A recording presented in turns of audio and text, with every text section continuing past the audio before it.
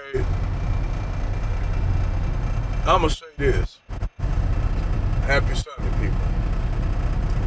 Now, when I used to practice Islam, cause I actually made my conversion to Islam back in the early, like mid to early '90s, and I was in high school when I converted to Islam. I started studying Islam, and I started practicing it around, my early teenage years. But what I used to notice, when, all the way from then all the way up into my early mid 30s, I've been practicing Islam, learn how to do the Shahada, learn the Quran in Arabic, and you have to really, really pay attention to Arabic. If you gotta read it, be able to recite the Quran in Arabic, using the Arabic language. Now, Arabic, classic Arabic is completely different from modern Arabic today. Classical Arabic, keep in mind, Arabic was written, the Quran was written before you had the true Arabic text. Because this is what people don't understand about Arabic. Arabic didn't exist prior to during pre-Islamic times. This is when modern day Arabic didn't exist. You didn't have you had an Arabic, but back then it was ancient. Arabic was a mix of ancient Syriac and Aramaic. That's how you got the Arabic language. Basically, the funny thing is that is how what you call the Jews learned how to speak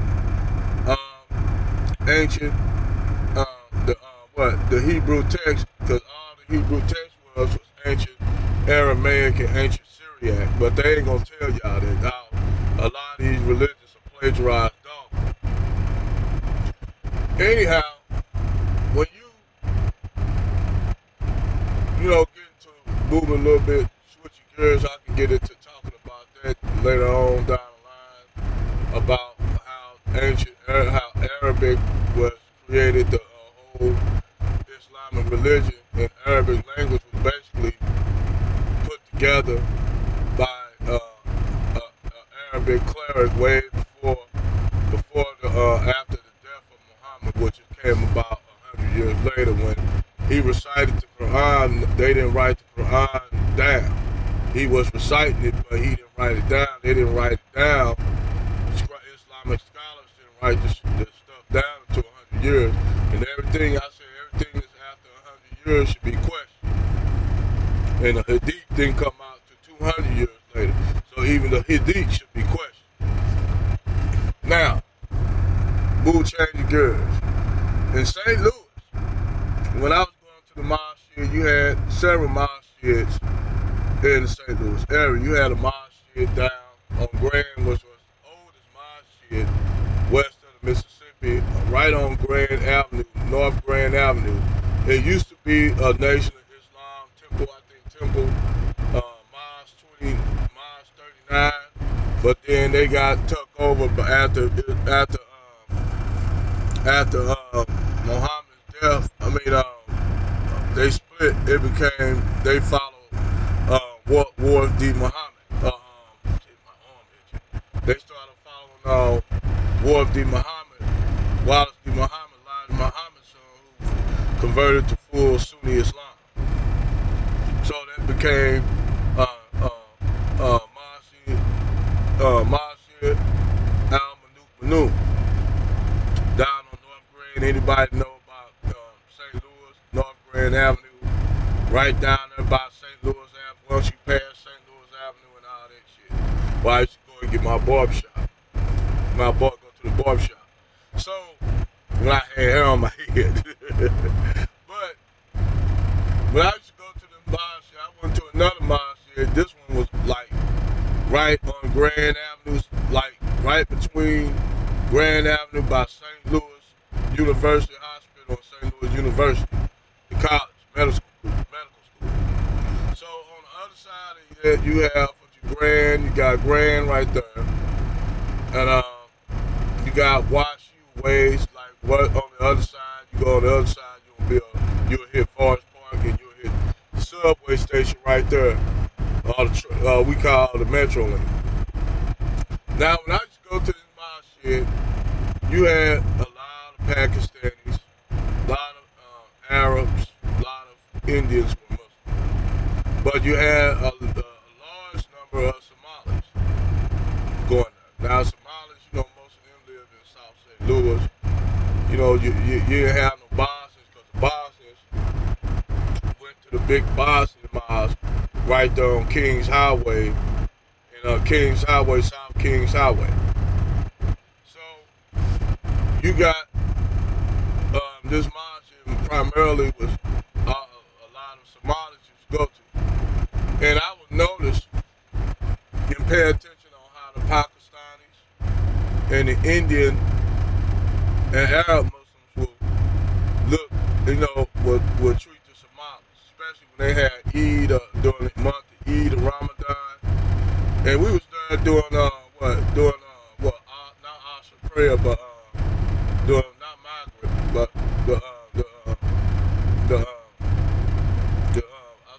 I think it's Asr prayer. So you'd be there, and Asr prayer is like damn near the evening prayer. And one time I was paying attention on how these Pakistanis were snobbing their nose up at the Somalis. Even some of the Arabs were. And the only thing that got I got away from because I was American, and there was only a few black Americans going to the mosque here, and they was kind of odd by the fact that I was a black American, so they looked at me like a rarity.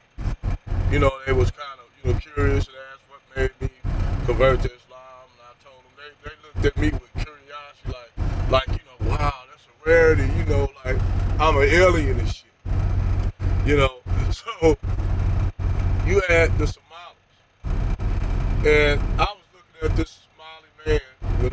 When you get ready to line up, do the salat, you line up on the line, you make a straight line, toe to toe. Your toe may touch another Muslim toe.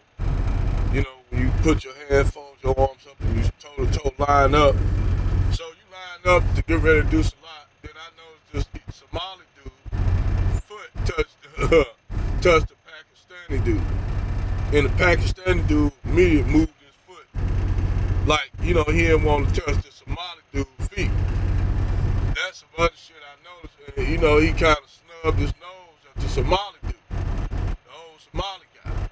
So every time I noticed when the Somali dude did try to touch his foot, toe to toe, he'd move his foot. I noticed that. Second thing I noticed when the Somali children play, like most kids, they, little young children, they get a little rowdy. So they playing, and I noticed the Indian and Pakistani women would get their kids, and Pakistani men would get their kids when they play with the Somali kids. Like somehow their kids was gonna get a disease and shit from the Somali kids.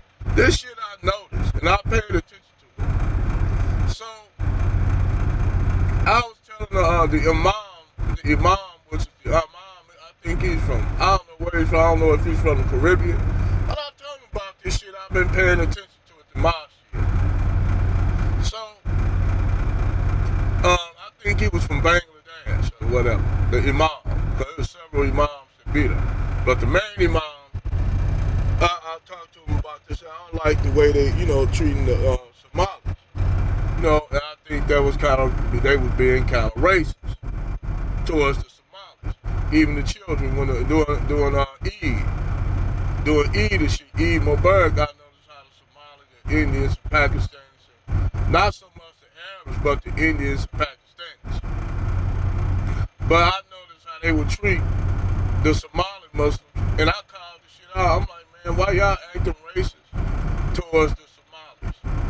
And then one of the Indian dudes, because I blew him out, I got tired of it, how he was treating the Somalis. And I got tired of how the Pakistanis and Indians was telling their kids not to play with the Somali kids and shit like that. it pissed me off. You did. It pissed me off because I knew why they was doing what they was doing. They was being completely racist as fuck. And a lot of anti-blackness run through these Arab and these Indian and Pakistani communities. You know, it runs rampant. Even the colorism runs rampant. But I called shit out, and you know, the Indian and the Arab, Pakistani, and Indian dude, they looked stupid because I called the bullshit out. So after I left the mosque, the Somali man told me to say thank you. I appreciate what you did and called that out. I said, why y'all didn't call it out? Y'all should have been calling out. He said, well, you know, we try to do that. We ain't really that outspoken. I said, you should. Now, fast forward to now, you got all these Somalis up here talking about they're not no Africans. They want to look down on other Africans, particularly Kenya. And what's odd to me, when I tell them that, I say, I don't know why y'all acting like that towards fellow Africans. When I said these Pakistanis and Indians and shit don't respect y'all like y'all.